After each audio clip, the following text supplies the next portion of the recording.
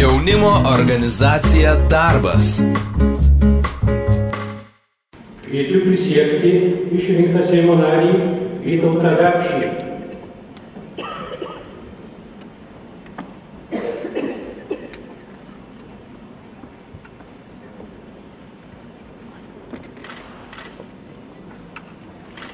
Aš, Vytautas Gapšys, prisiekiu būti ištikimas Lietuvos Respublikai, prisiekiu gerbti ir vykdyti jos konstituciją ir įstatymus, saugoti jos žemės vientisumą. Prisiekiu visomis išgalimis stiprinti Lietuvos nepriklausomybę, sąžiningai tarnauti tėvynei, demokratijai, Lietuvos žmonių gerovei.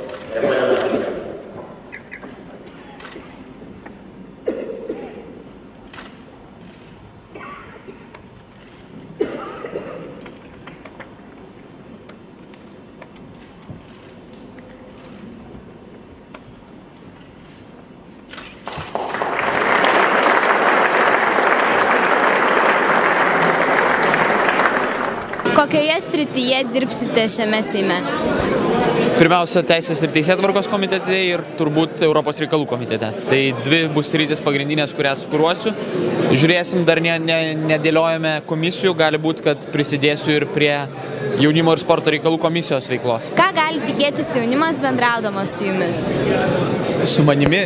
Pirmiausia, jaunimui, manau, reikėtų bendrauti su jaunimo organizacijomis, joms išreikšti savo valią ir per jaunimo organizacijas žiūrėti, kaip būtų tie sprendimai įgyvendinami.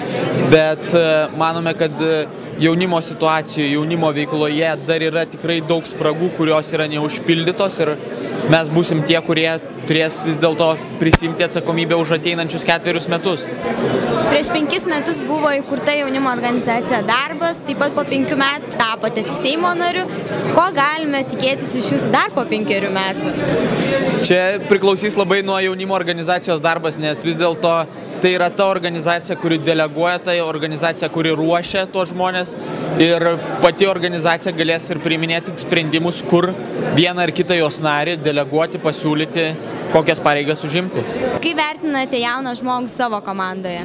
Jūs turbūt kalbate apie Vytą Gapšį, tai noriu tiesiog palinkėti jiems įsigilinti į Seimo darbą, į įstatyminį visą virtuvę, siekti gerų rezultatų.